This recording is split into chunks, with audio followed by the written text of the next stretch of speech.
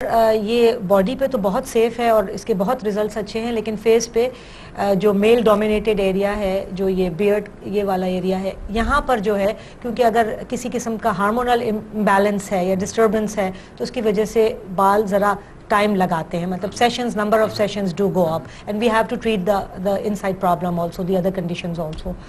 تو یہ hair removal جو ہے وہ it's become very very popular procedure and اس میں ینگ تو بہت زیادہ آ رہے ہیں، لیکن یہ کہ وہ 40 اور 50 پلس بھی جو غیر ضروری بال جو چن وغیرہ پہ ہو جاتے ہیں وہ بھی کافی آتی ہیں ایک مشکل سوال تھوڑا ایک اور اس سے ذرا ملتا جلتا ہے کہ مطلب ایک اور چیز جو آج کل بڑی کامن ہے، عام سنتے ہیں، یہ بوٹاکس. جی ہاں، تو اس پہ کچھ ذرا ناظرین کو آپ کچھ بتائیں گے.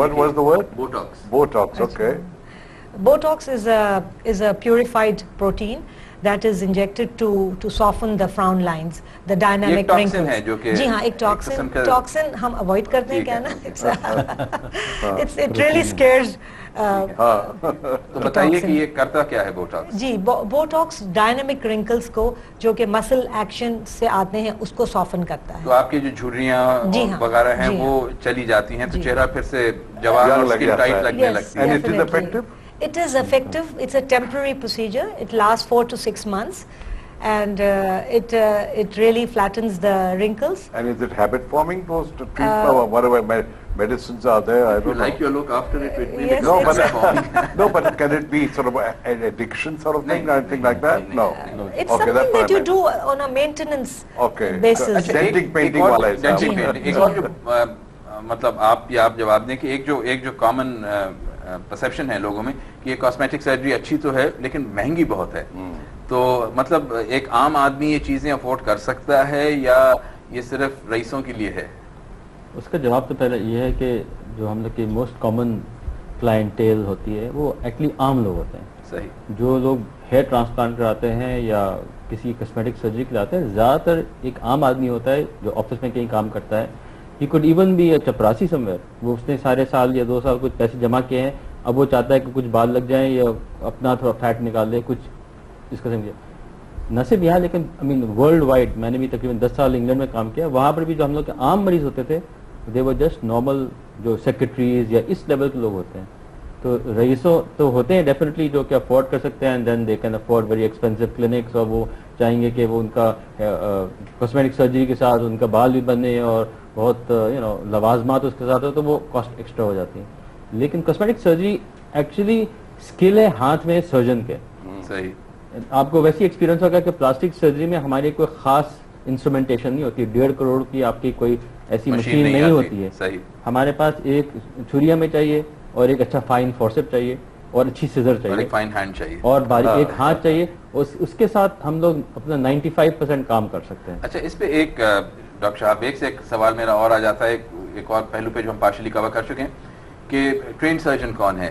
اب مطلب plastic surgeon is a very high profile surgeon نا، کہ مطلب سارے شو بیس پرسنالٹی، گلیمرس ایکٹرز ایکٹریسز کے ساتھ مطلب انٹریکشن ہو رہا ہے، کسی کے بال لگ رہے ہیں، کسی کے فیس لفٹ ہو رہی ہے.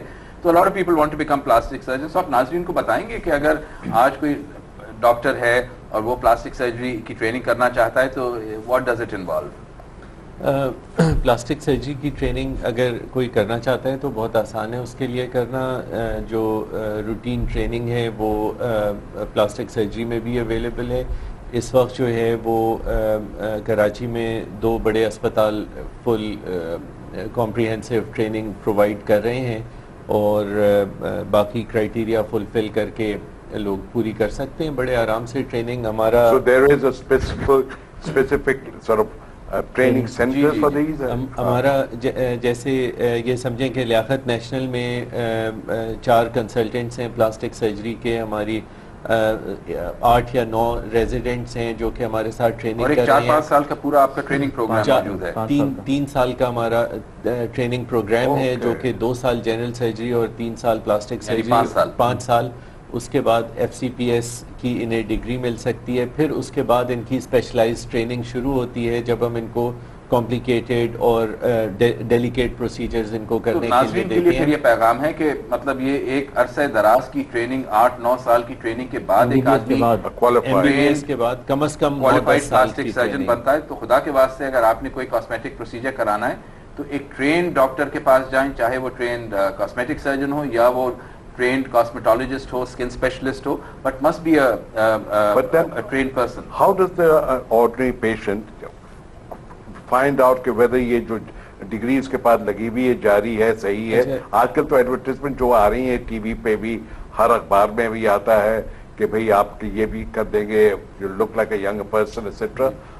आम देखिए, एक लोगों की भी थोड़ी सी जिम्मेदारी बनती है. एक तो ये है कि उनको जिस डॉक्टर के पास भी जाएं, ये उनका हक है कि उससे पूछें कि आपकी ट्रेनिंग कहाँ पर हुई है, आपने जो है क्या क्वालिफिकेशन है आपकी, और किस इंस्टीट्यूट के साथ आप एफिलिएटेड हैं. अब क्योंकि यहाँ पे वक्त की पाबंदी से हमें वाइंड अप भी करना है, तो आई थिंक डॉक्टर साहब जो हमारा प्रोसीजर है, let us go through the suggestions and comments. तो डॉक्टर साहब, अगर नाजरीन के लिए या हुकूमत के लिए या प्रोफेशन के लिए कोई पैगाम आपकी तरफ से तो बताइए. जी, पैगाम वही है कि जब भी कोई प्लास्टिक सर्जरी प्रोसीजर करवाना हो तो सिलेक्ट दी डॉक्टर केयरफुली. और दूसरे ये है कि एक दो बात मैं कहना चाहता हूँ कि प्लास्टिक सर्जरी का प्रोसीजर महंगा नहीं है, लेकिन अगर ये देखा जाए कि जितना लोग अपने को बेहतर लगने पर कपड़ों पर और मेकअप पे खर्च करते हैं, अगर वो एक प्रोसीजर पे खर्च कर लें तो उनको बगैर मेकअप के वो उससे ज़्यादा बेहतर लगेंगे. तो इन एसेंस ये कोई एक्सपेंसिव सर्जरी नहीं है. It is affordable, with in reach of common people, and gives them A drastic impact and permanent impact. तो इस तरह से देखा जाए तो इसमें महंगाई का इशू खत्म हो जाता है. डॉक्टर नकीबा, आपकी तरफ से मेरे लिए तो ये एक पैगाम है कि आप जब भी कराएं, क्योंकि हमारी ट्रीटमेंट ज़्यादातर प्रोसीजर ओरिएंटेड होती है और हम मशीन्स यूज़ करते हैं, तो people should do the research when coming for such treatments. अगर हेयर रिमूवल है या कोई और है तो देखें कि क्या मशीन इस्तेमाल हो रही है, कौन कर रहा है, कितना सेफ है काम, और ये कि ये प्रोसीजर वाकई में मतलब जो डॉक्टर कह रहा है वो होगा या नहीं होगा. तो डॉक्टर्स का जो है ना वो एक छोटा सा उस पर रिसर्च करके और जो टेक्निक्स यूज़ कर रहे हैं उस पर अपनी इंटरनेट वगैरह से रिसर्च करके आए हमारे पास, हमसे इंटेलिजेंस सवाल. You should be well informed. मैं ये कहूँगा कि प्लास्टिक सर्जरी सेफ प्रोसीजर है, प्रॉपरली ट्रेन डॉक्टर होना चाहिए, प्रॉपर उसको क्वालिफिकेशंस है, और वो जहाँ वो ऑपरेशन कर रहा है या प्रोसीजर कर रहा है उस जगह को भी देखना चाहिए, वहाँ की स्टेरिलाइजेशन सही होती है, वहाँ पर अगर बेहोशी हो रही है तो बेहोशी वाला की ट्रेनिंग क्या है. तो दीज थिंग्स तो पेशेंट पे आजकल तो वो इंटरनेट पर अगर वेबसाइट पे जाएं तो बहुत इन्फॉर्मेशन इंटरनेट पे मिल जाती है. इसके अलावा दो और चीज़ है, अगर तो वो किसी अगर जैसे आप पूछे थे कैसे पता चले कि वो क्वालिफाइड है कि नहीं, अगर वो CPSP से FCPS किया हुआ है, उसने फेलोशिप किया हुआ है यहाँ के, तो CPS की वेबसाइट में पूरे सर्जन के नाम होते हैं कौन कौन क्वालिफाइड है. अगर वो पाकिस्तान एसोसिएशन प्लास्टिक सर्जन्स की लिस्ट देखना चाहते हैं, उनके वेबसाइट पर जाए, पूरी लिस्ट दी गई होती है. तो इस किस्म से रिसर्च करें. दूसरा है कि डॉक्टर से डरना नहीं चाहिए. लोग घबराते हैं डॉक्टर सवाल पूछे, आप अप फ्रंट होकर पूछे कि सर आपकी क्वालिफिकेशन क्या है. जो क्वालिफाइड आदमी होगा वो कभी नहीं रुकेगा, ठीक है, बोलने से वो बता देगा. जो अनक्वालिफाइड होगा वो घबराएगा. जी डॉक्टर साहब. नहीं, हमेशा मेरी तरफ से तो well I have a very simple message today. इसी देखें, बहुत सारी चीज़ें ऐसी होती है ना कि आदमी का एक परसेप्शन होता है वन, और परसेप्शन की वजह से इंसान की ज़िंदगी में बड़ा फ़र्क आता है. कुछ लोग ऐसे होते हैं वो बोलने से डरते हैं तो वो बोलते ही नहीं हैं, तो बहुत सारे ज़िंदगी में अपॉर्चुनिटीज़ उनको नहीं मिलती हैं इसलिए कि वो चुपचाप रहते हैं, कोने में रहते हैं.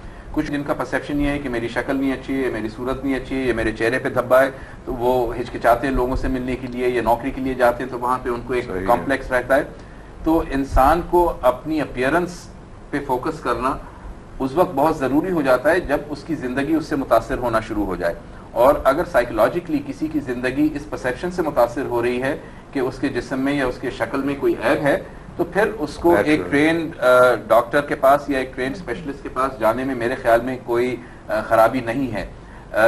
ये एक परसेप्शन होता है कि ये चीज़ें बहुत महंगी हैं, लेकिन आप अगर अपने मुतालिक अपना परसेप्शन चेंज कर लें, आप में अपने मुतालिक कॉन्फिडेंस ज़्यादा आ जाए, आपकी एक पर्सनैलिटी टोटली बदल जाए, तो उसकी क्या कॉस्ट है, तो उसकी तो कोई कीमत नहीं होती है.